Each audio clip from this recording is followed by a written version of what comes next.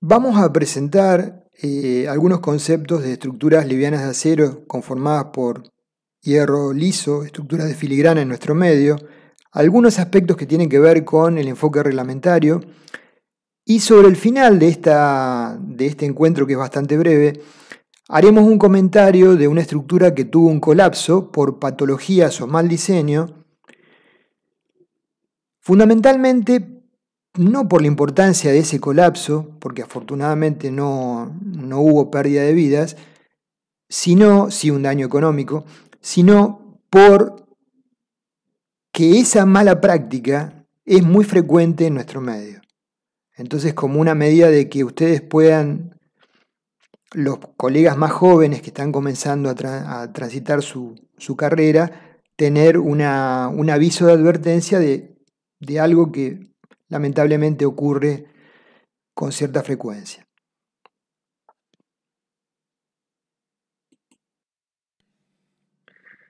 Podemos definir a estas estructuras por su configuración y también porque con un peso reducido permiten salvar luzas medias, con cargas de peso propio limitadas y aptas para sobrecargas bajas. Tenemos secciones rectangulares con perfiles conformados por hierro redondo, habitualmente es acero liso. Podría ser conformado si es acero ennervurado apto para ser soldado, diagonales y montantes con igual material, o bien los cordones pueden ser con hierro ángulo de alas iguales, ¿sí? Acero laminado, y los restantes elementos, como hemos mencionado, hierro redondo. Acá se puede observar una estructura de este tipo en la etapa constructiva, que se están levantando cada uno de los pórticos, columnas y arcos, que pueden tener o no tensores, y los elementos complementarios, correas y elementos de rigidización espacial. Normalmente los techos son cubiertas parabólicas o con forma de círculo, de sección rectangular.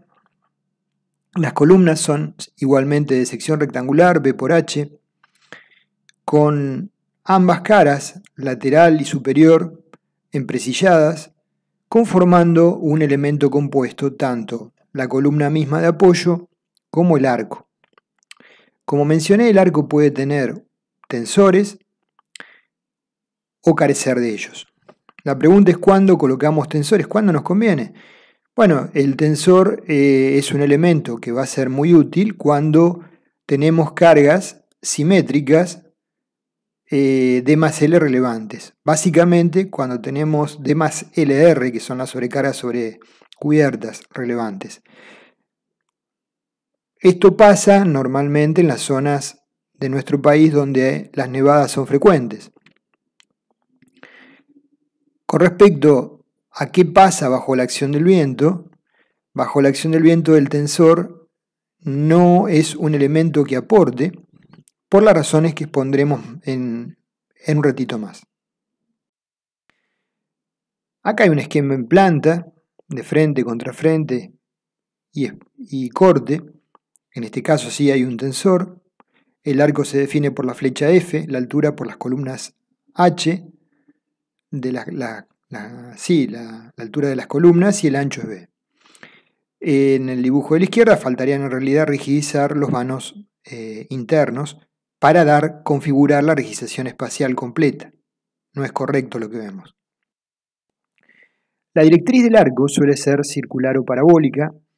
Para directrices circulares tenemos las siguientes relaciones geométricas. A partir de la longitud L, la flecha F y el radio R, podemos establecer las ecuaciones correspondientes para cualquier valor de φ0 obtener las coordenadas. Conocido la longitud y la flecha, podemos determinar el radio y en función del mismo podemos luego establecer las ordenadas y sub x para cualquier valor de x. Como secciones transversales hay múltiples naturalmente, Acá presentamos solo algunas. Normalmente estas estructuras, cuando están conformadas las diagonales y montantes por hierro redondo, tienen una particularidad, que no es que se cortan y se suelda cada barrita, sino que se les da continuidad mediante un doblez y una soldadura particular en la zona de unión de la diagonal con el cordón. Como materiales se utilizan barras de acero de sección circular maciza, perfiles de ángulo de alas iguales o perfiles T laminados en caliente, y también barras de acero de sección circular maciza nervurada. Las barras de acero conformadas, de acero de dureza natural soldables, según la norma IRAM-IAS U500-207, deben llevar laminada en su superficie conforme lo establece la misma. Para identificarla, la designación 420S. Los aceros a utilizar para las barras circulares son: lo más frecuente, barras lisas de acero AL22 o AL24, eventualmente barras de acero nervurado ADN 420S.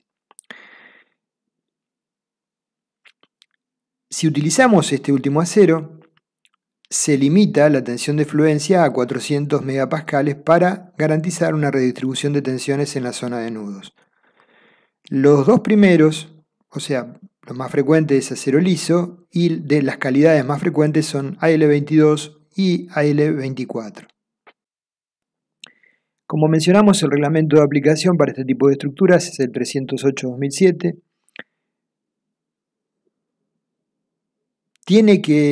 Surge a partir de que hay unas ciertas especificaciones particulares que no serían adecuadamente cubiertas por el 301-2005.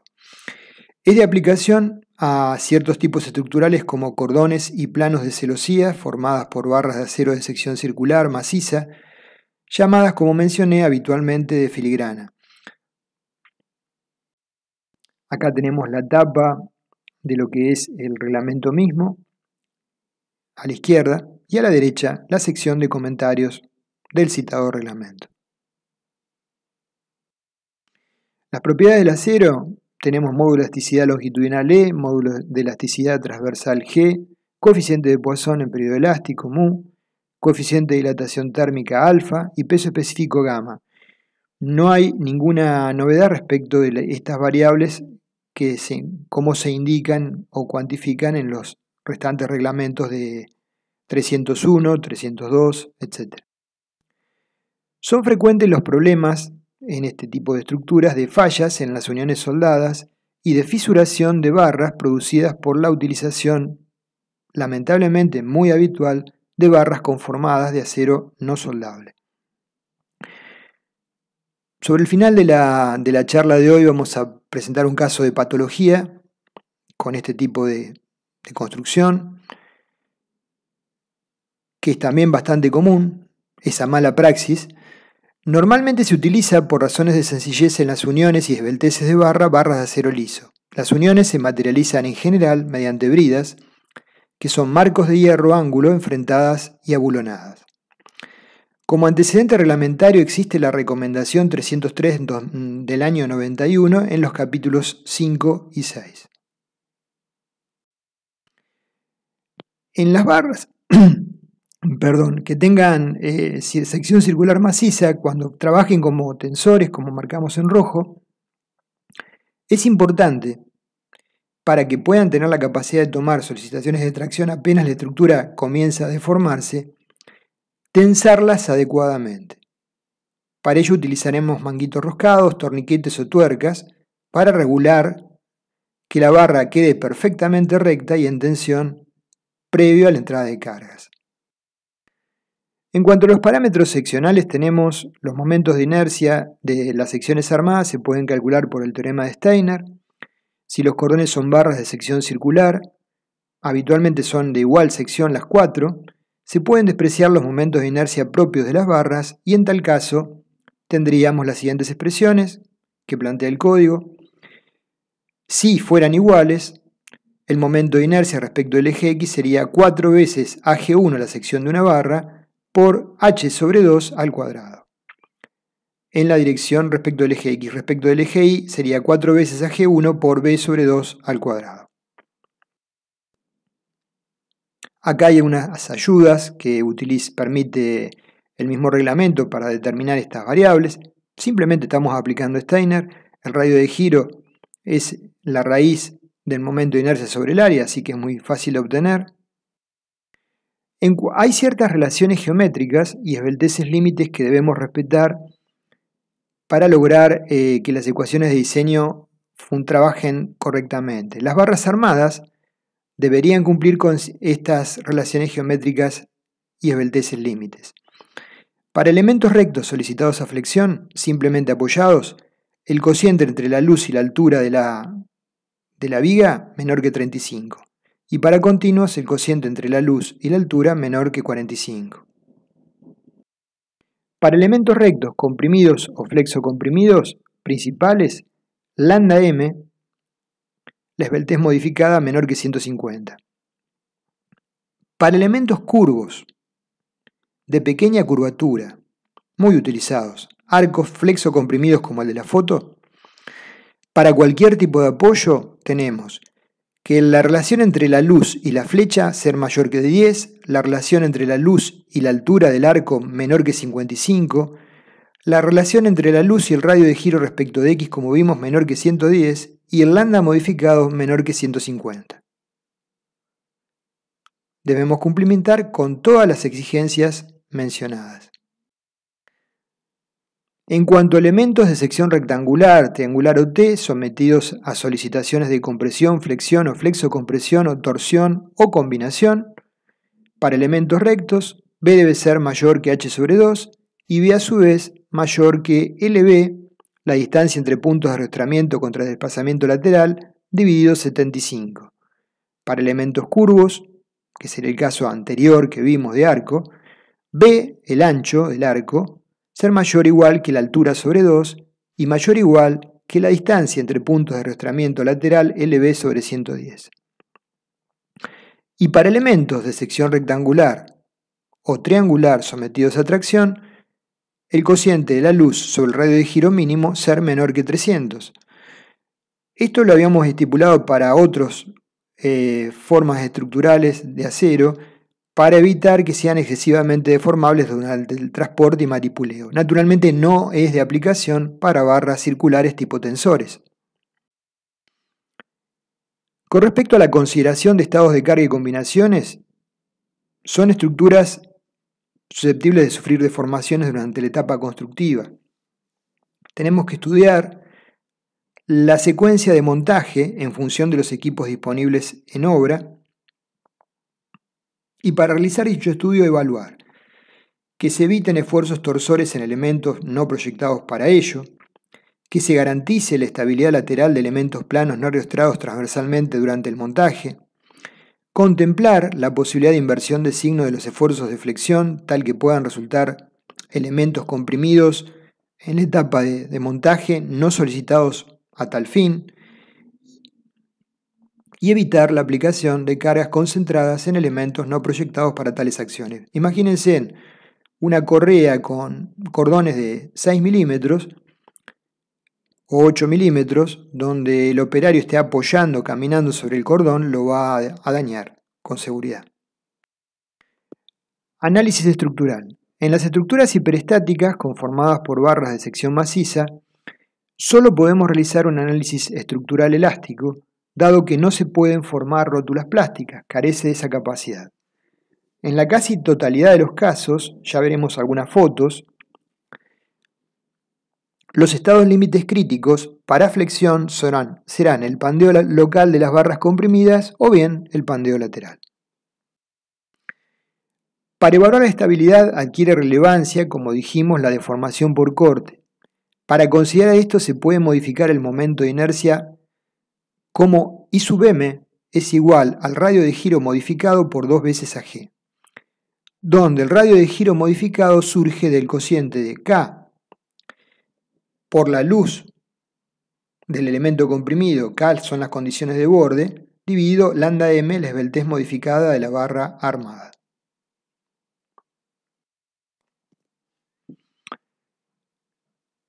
En cuanto a las barras de eje curvo con pequeña curvatura, arcos, se utilizan frecuentemente dos tipologías: arcos con o sin tensor, biarticulados, arcos con nudos rígidos con o sin tensor. Los arcos son particularmente sensibles a estados de carga asimétricos, por ejemplo carga de nieve asimétrica, por el cual se asocia la compresión en el arco con flexiones que inducen la asimetría de cargas.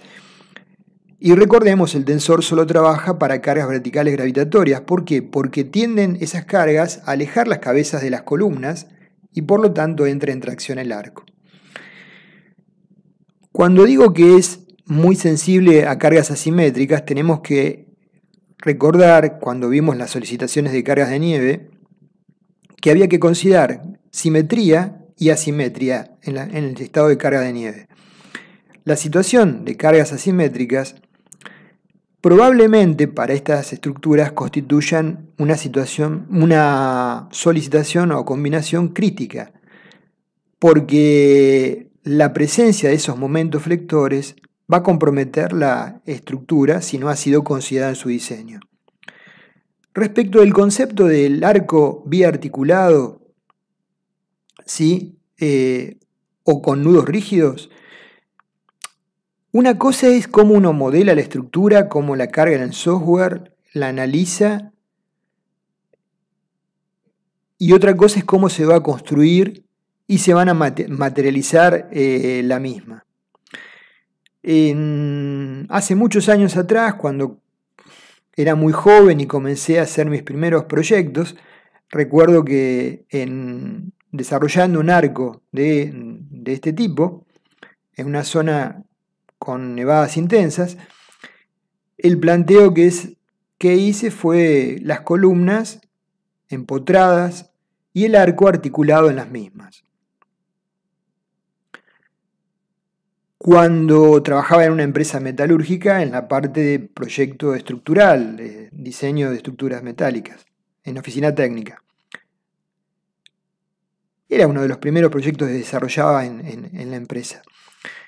Cuando paso al taller y veo cómo lo estaban soldando, cortando y le iban a armar, me doy cuenta de que la unión de la columna con el arco no iba a ser una articulación. De hecho, es bastante complejo lograr esa articulación. Por la metodología de unión con bridas, montaje de las columnas con bridas superiores, montaje del arco con bridas que se vinculan a la columna, ya sea mediante bulones o soldadura, iba a quedar un nudo o rígido o con un grado de restricción al giro importante. Cuando visualizo eso, corrijo el modelo y observo que al corregir el modelo había ya diagonales que no verificaban. En ese caso lo pude subsanar a tiempo. Pero, ¿qué les quiero mencionar con esto? Que cuando uno plantea las condiciones de borde, ya sea en los nudos o en los puntos de apoyo de la estructura metálica con la fundación o con el tronco de columna, tiene que tener claro cómo se va a ejecutar la obra para que luego la condición que planteamos condiga con la forma de ejecutarla, ¿sí? Caso contrario, la estructura no va a trabajar como pensamos, sino como la hemos construido. Entonces tenemos acá una viga arco o arco, el tensor y la columna. Elementos componentes básicos en los cuales el tensor puede en ocasiones no existir.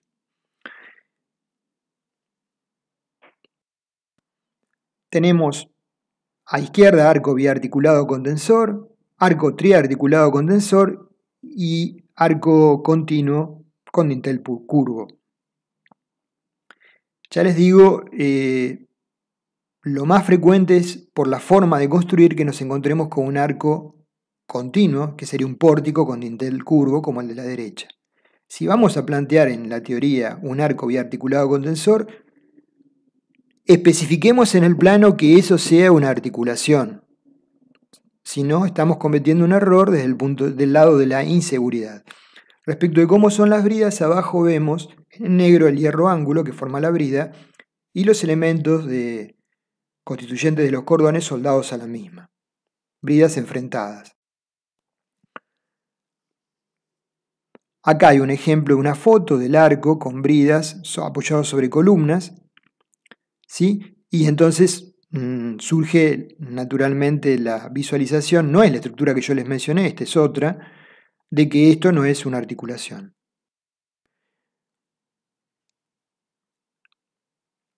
Una posibilidad es para hacer, si nosotros hemos modelado el arco con sus cordones correspondientes, diagonales, y las columnas igual, en lugar de como una barra de eje recto, las columnas y una barra de eje curvo, el arco mismo, o una poligonal que lo reemplace, podemos plantear condiciones idealizadas para hacer cálculos numéricos rápidos del grado de momentos flectores a nivel de los empotramientos y en el tramo, para las condiciones de carga desfavorables, 1,2D más 1,6 de S, y hacer un chequeo, un predimensionado de las secciones que probablemente necesitemos. En cuanto a la estabilidad de la estructura, tenemos la estabilidad global de las barras armadas comprimidas y por otro lado, la falla más frecuente, que es la estabilidad local de las barras comprimidas del reticulado. En la foto vemos en amarillo y en rojo fallas locales por succión del viento del cordón inferior, por pérdida de estabilidad local de las barras comprimidas bajo esa situación.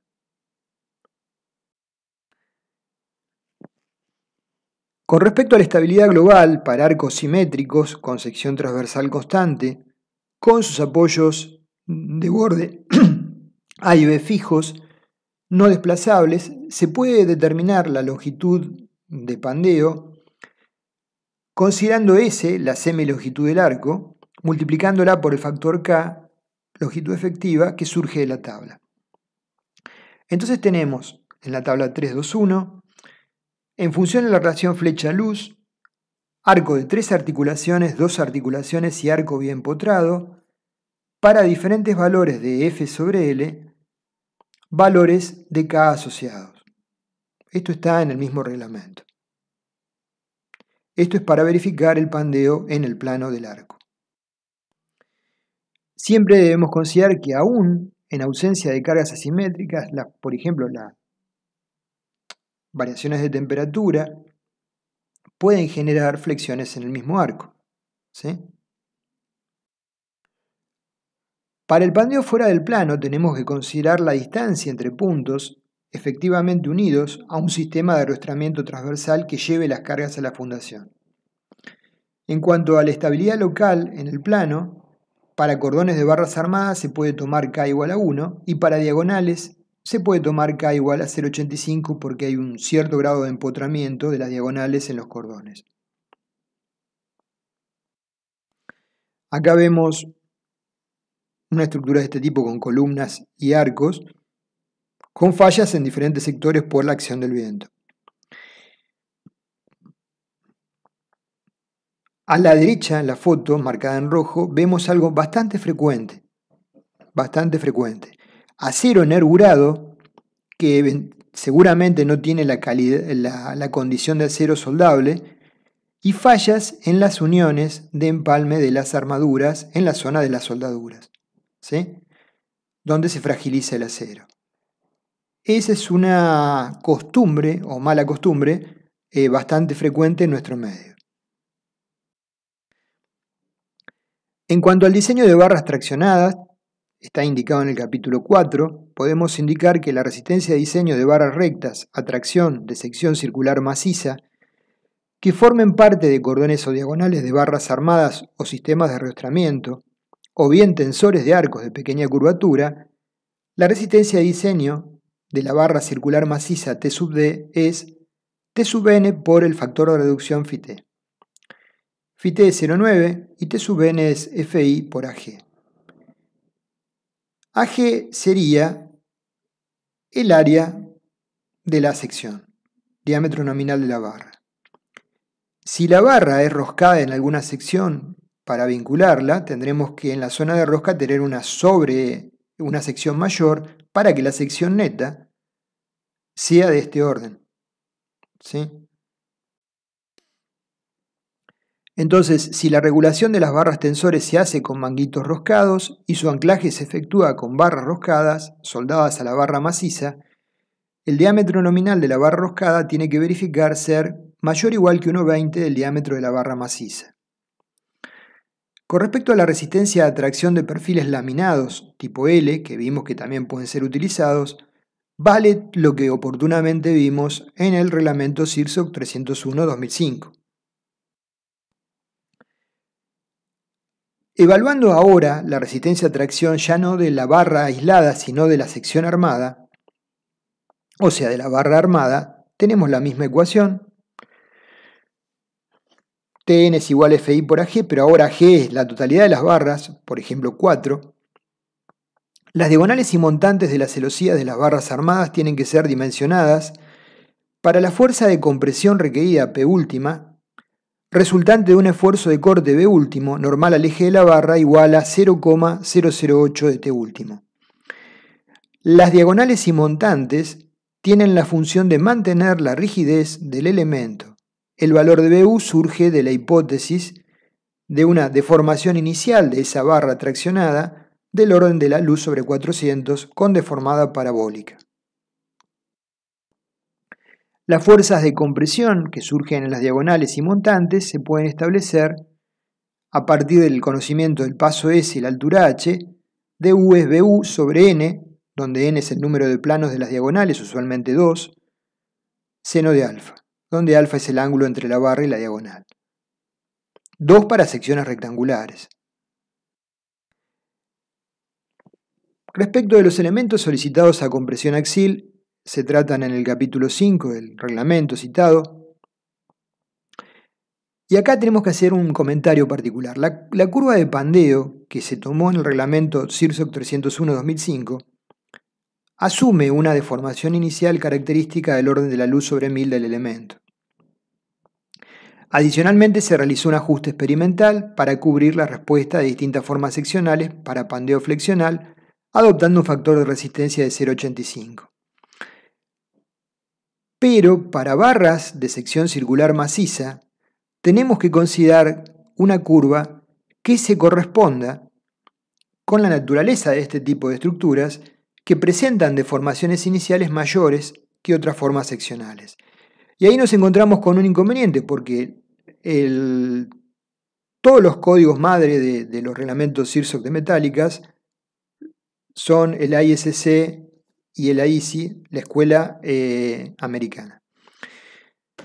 Y ellos no utilizan este tipo de elementos estructurales. Entonces, los ingenieros que redactaron en nuestro país con un gran esfuerzo este reglamento, tuvieron que recurrir a otras fuentes y recurrieron al Eurocódigo 3, que incluye las secciones circulares macizas en la curva C de las curvas que presentan, que adopta una deformación inicial efectiva del orden de L sobre 270 asociado con un factor de resistencia Φ igual a 0,9. Estas son las curvas planteadas por el Eurocódigo, 5 en total, con un coeficiente de pandeo kappa y una esbeltez reducida lambda. En particular, la curva C es la que representaría una sección como la que estamos estudiando, sección redonda, maciza, estructura de filigrana. La curva C del Eurocódigo. Para el presente reglamento y con base a lo anterior, se adopta la citada curva con un factor de resistencia menor.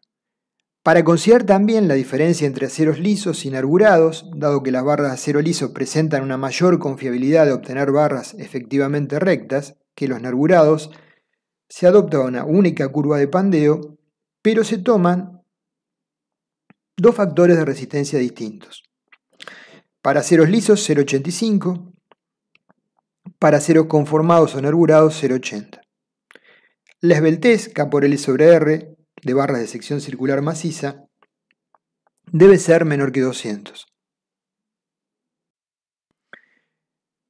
Entonces, la resistencia de diseño a compresión de barras de sección circular maciza, en términos genéricos, la resistencia disponible es igual al factor de reducción Φc por Pn, la resistencia nominal. Φc para ceros menores que 250 megapascales vale 0,85 y para ceros entre 250 y 400 vale 0,80. Pn es igual a la tensión crítica de pandeo por Ag. ¿Cómo obtenemos la tensión crítica ahora? De una forma diferente de la que veníamos obteniendo para perfiles laminados o tubos estructurales. La tensión crítica surge de un coeficiente kappa por la tensión de fluencia, Fi. Ese coeficiente kappa se expresa como 1 dividido lambda más lambda al cuadrado menos lambda c al cuadrado, y lambda se expresa según esa ecuación en función de lambda c.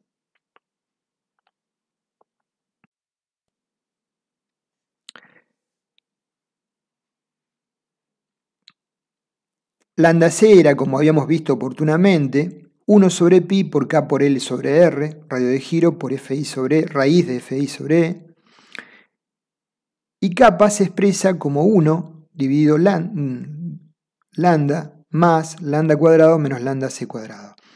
Desde el punto de vista práctico, lo que vamos, el radio de giro se puede para este tipo de secciones circulares establecer como d sobre 4. Lo que vamos a hacer desde el punto de vista operativo es trabajar con una tabla.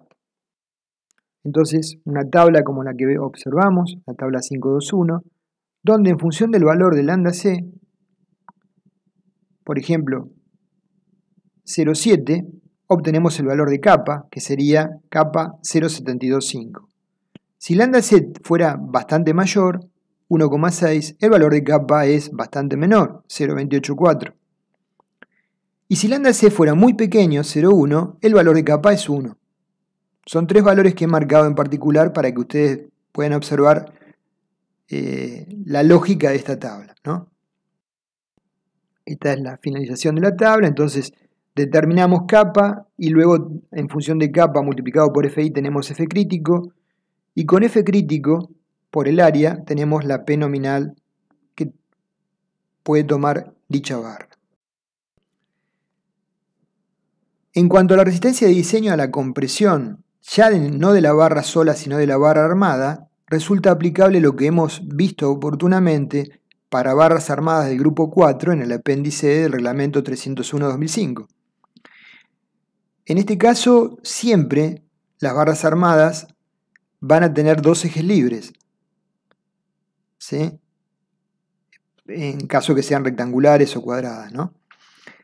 Y en el caso de que sean secciones triangulares, se utiliza solo en algunas zonas con poca intensidad de cargas como correas. No es muy frecuente ni conveniente utilizarlas. La sección de la derecha. Para la verificación del pandeo se va a dimensionar la barra armada incorporando una imperfección geométrica equivalente que se evalúa a través de una deformación inicial accidental E0 que verifica que E0 es mayor o igual que K por L sobre 500 para el dimensionado de las barras de los cordones y E0 mayor que K por L sobre 400 para el dimensionado de las barras diagonales o celosías. Luego las solicitaciones de diseño en las barras de los cordones y en las celosías de enlace se determinan considerando la deformación de la barra armada con el efecto de segundo orden. Cada barra comprimida de la columna armada tiene que ser apta para tomar una solicitación última de compresión que considera la acción exterior mayorada P última y el efecto de segundo orden MS en cada uno de los planos principales. La solicitación última PU es una solicitación de primer orden y MS es el momento generado por los efectos de segundo orden de la solicitación. Adicionando ambas y distribuyéndolas en los elementos comprimidos, obtenemos la solicitación mayorada pésima P última 1 sobre la barra comprimida analizada que debemos verificar.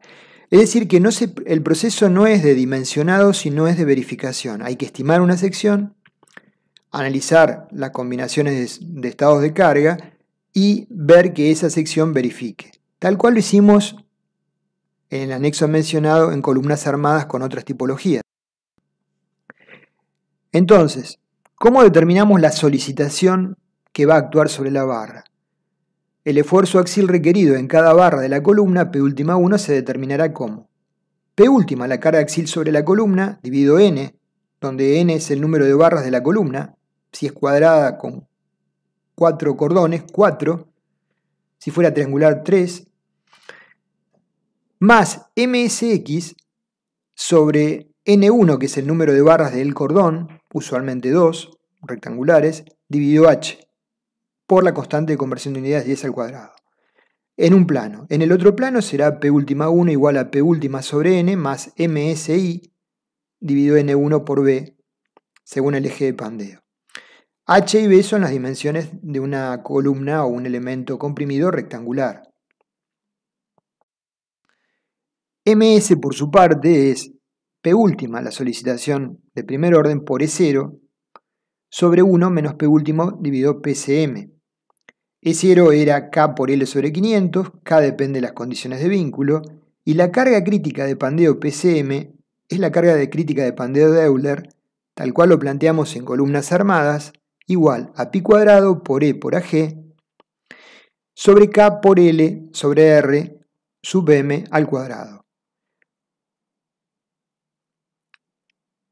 Tenemos que trabajar con la esbeltez modificada de la columna armada lambda M, que es igual a la raíz cuadrada de K por L sobre R sub 0 al cuadrado más lambda 1 al cuadrado, donde lambda 0 es la esbeltez de la columna armada actuando como si fuera una unidad, y el concepto de lambda 1 tiene que ver con que no es una unidad, y los lados no son lados continuos, sino son lados discretos, conformados por elementos que vinculan los cordones a través de diagonales y eventualmente montantes, y por ello hay una pérdida de rigidez y una pérdida de resistencia.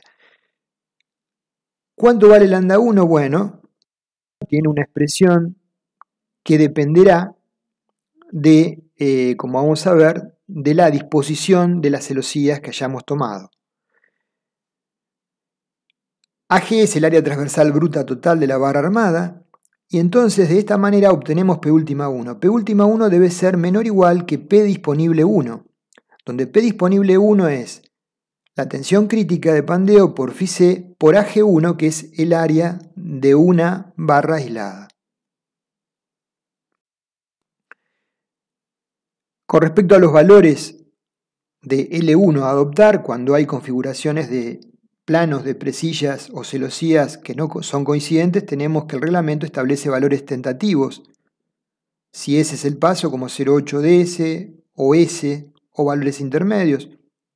Esto dependerá de la configuración que querramos darle. Con respecto a los valores de lambda 1, el caso más frecuente, ya vamos a ver que desde el punto de vista práctico, es el de la izquierda. ¿Sí? ¿Y por qué decimos esto? Porque nosotros no vamos a cortar cada barrita redonda de 30 centímetros y la vamos a soldar, sino vamos a hacer una continuidad con un cierto grado de curvatura y soldada. Entonces la configuración que se utiliza en las celosías dominantemente es la izquierda. Lambda 1 igual a pi por raíz de 2ag por d al cubo sobre n0 a d por dividido n0 a d s por h cuadrado. Donde d es la longitud de la diagonal, n0 es el número de planos de celosías, a sub d es la sección bruta de la diagonal, ¿sí? Y ag es la sección bruta de la barra armada. ¿Cómo verificamos las solicitaciones en las barras de celosías? Ya vimos cómo verificamos las solicitaciones en la barra de una columna armada a tracción y a compresión. Las barras armadas de celosías son verificadas en cada plano para las fuerzas axiales requeridas resultantes del esfuerzo de corte B último.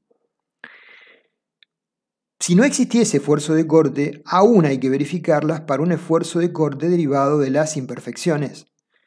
En ese caso, el esfuerzo de corte B último va a ser beta por P último, donde beta se expresa como pi sobre 400 por 1 dividido 1 menos PU sobre PCM, que es el coeficiente de amplificación. AD sería la sección de la diagonal, D sería la longitud de la misma.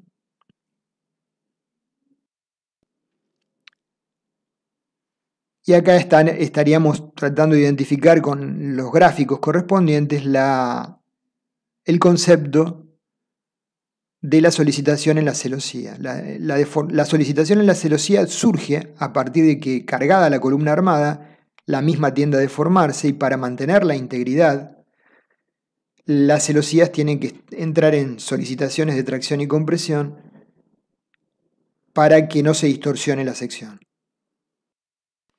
Para vigas rectangulares, la diagonal comprimida se puede expresar a partir de la solicitación BU determinada anteriormente, o puede ser que BU sea este esfuerzo BU de segundo orden más un corte presente.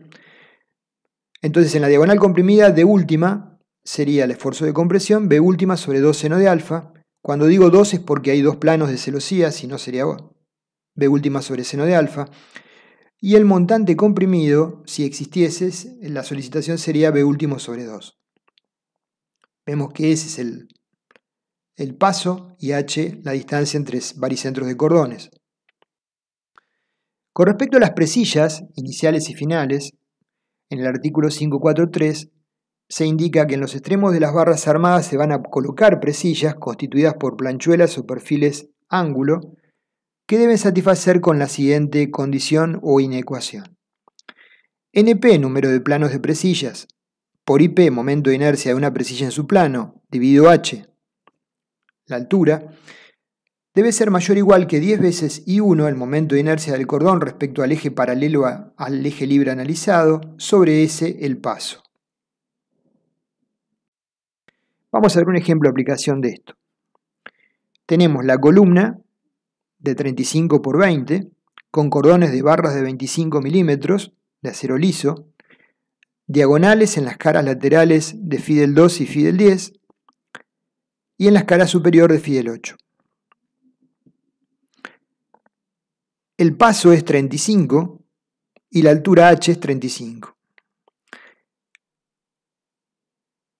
Lo que nosotros desde el punto de vista operativo podríamos hacer es despejar en función de los datos que ya tenemos definida la geometría, el valor de IP de la inecuación.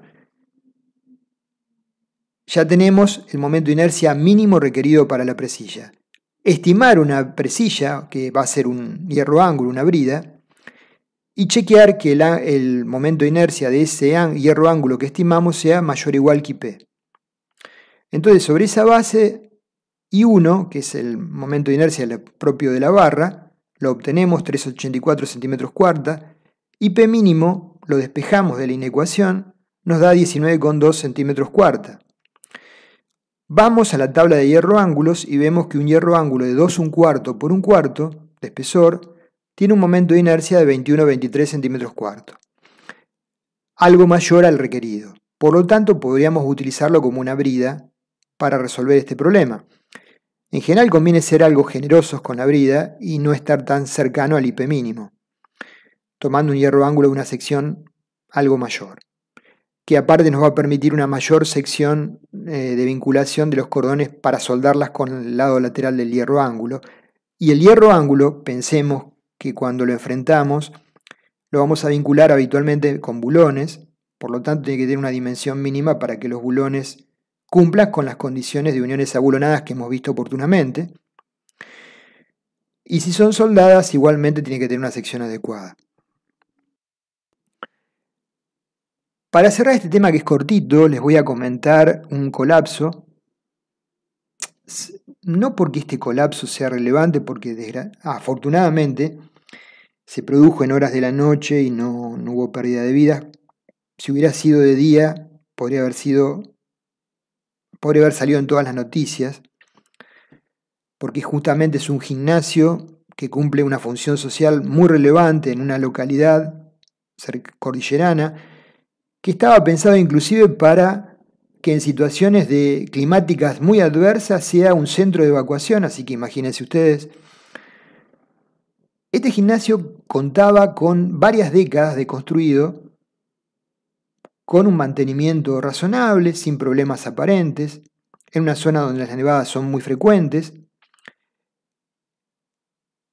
Y en el invierno pasado, frente a una nevada relativamente intensa, pero menor a la reglamentaria, colapsó parcialmente la mitad de la cubierta, como se ve en esta foto. Pasó este invierno justamente. Y ahora vamos a ver detalles. Esta es la foto del gimnasio previo al colapso. Estaba conformado por Barras armadas, como hemos visto, de hierro de filigrana liso, con diagonales de filigrana liso y tensores. En apariencia, apoyaba esa estructura a dos aguas de estructura de acero de filigrana con tensores sobre columnas de hormigón armado, como vemos en la foto. Estructura reticulada de dos aguas que se apoya en sendas columnas de hormigón armado extremas de una sección aparentemente importante. La modulación era razonable para la zona, las correas eran de una dimensión adecuada para la intensidad de las cargas, tenía un tensor, y así estuvo y funcionó durante varias décadas. Cuando colapsó, esta es una visual de la brida de unión que se encontró en el arranque de la columna de hormigón con el tronco de columna. Fíjense que lo que teníamos en realidad no eran columnas de hormigón, sino eran columnas de filigrana que habían sido posteriormente hormigonadas, y esas columnas de filigrana habían sido unidas mediante bridas al tronco de columna, y las uniones de esas bridas eran totalmente inadecuadas porque tenían un bulón por cada cara, como se alcanza a ver acá, y dos bulones en las caras laterales, o sea que no tenían capacidad de transmitir momentos, ¿sí?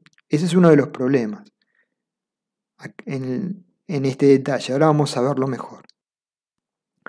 Acá les marco lo que les decía, el único bulón que tenía en cada una de las caras en la sección dimensión más grande.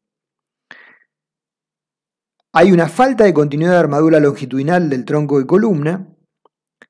En realidad no es una columna de hormigón, porque no verifica ninguna cuantía mínima para tal caso. Lo que tenemos es una estructura, una columna de filigrana armada, que luego es hormigonada en algún momento de la historia de la estructura, y pasa a ser aparentemente una columna de hormigón armado. Nos podemos preguntar si existió proyecto en su momento, no lo desconozco, estimo que no. Les voy a mencionar un ejemplo cualquiera. Tengo una columna, esto pasa también con otras tipologías como columnas armadas con hierro ángulo. Entonces supongamos que tenemos una columna armada con hierro ángulo de alas iguales y que posteriormente se me ocurre para vincular esa columna con mampostería hormigonarla, ¿sí? Entonces la hormigono para que finalmente quede una columna robusta que se pueda vincular correctamente con la mampostería de cerramiento, como vimos en la foto anterior. Entonces, esa columna que estoy levantando tiene que tener una cuantía de armado adecuada para ser un elemento de hormigón armado. Y esa armadura tiene que tener continuidad con el tronco de columna, no puede estar unida por un bulón en cada cara.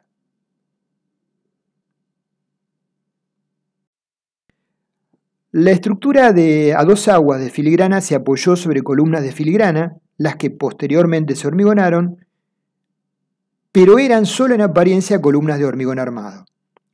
El peritaje que hizo un especialista muy completo determinó con claridad que no lo eran.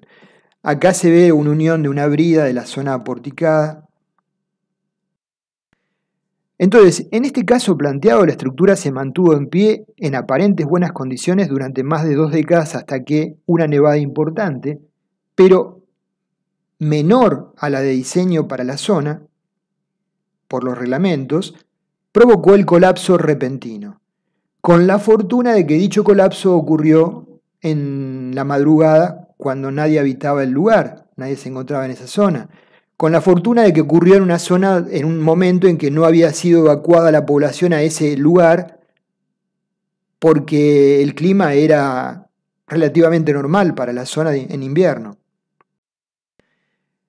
Más allá de otras deficiencias de diseño, las columnas, como queda claro, aunque aparentemente eran robustas, no son de hormigón armado. Y ante momentos flectores en la zona de empotramiento que generen el pasaje del estado 1 al estado 2 en el hormigón, estado 1 es el estado en que el hormigón toma las tracciones por sí solas y las armaduras presentes no están tomando tensiones porque se elongan en función de la elongación del hormigón, que es muy baja, atracción. Y cuando se genera el momento de fisuración en la base de las columnas, como carecía de armadura de continuidad necesaria, la atracción que tomaba el hormigón se intenta transferir a las armaduras y no encuentra armadura suficiente para transferirlas y se produce la fractura, como se ve en esta viga de ensayo de hormigón armado con una cuantía menor a la mínima de laboratorio que habitualmente hacemos todos los años en la universidad para nuestros alumnos. Esta mala práctica es bastante frecuente en nuestro medio. Montar en una primera etapa la estructura soporte de techo y las columnas de filigrana y posteriormente hormigonar esas columnas, sin respetar cuantías mínimas ni estribos de corte adecuados y peor aún, en la unión muchas veces se carece de armadura longitudinal entre el tronco de hormigón y la columna.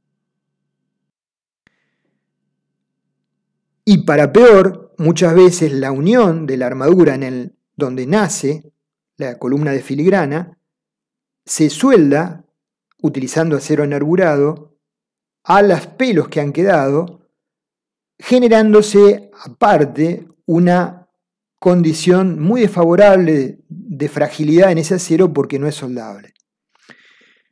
Bueno, como esto no es una clase, me permito hacer todos estos comentarios que pueden ser compartidos por algunos y no compartidos por otros colegas. Simplemente es un llamado de atención para aquellos colegas más jóvenes que puedan encontrarse con necesidad de establecer un plano conforme a obra en una estructura preexistente, tomar los recaudos para ver en qué condiciones está. ¿Sí? En este caso se podría haber cateado y ver qué armadura tenía esa columna. Si existían planos, naturalmente, obtener también información de los mismos. Pero básicamente lo que intento es transmitir a esos colegas más jóvenes que el cuidado que sugiero tener nada más cuando abordamos por ahí alguna etapa de finalización de una estructura ya montada como un tinglado como la que estamos viendo. ¿Sí? Simplemente eso. Bueno, gracias por su atención. Nos vemos.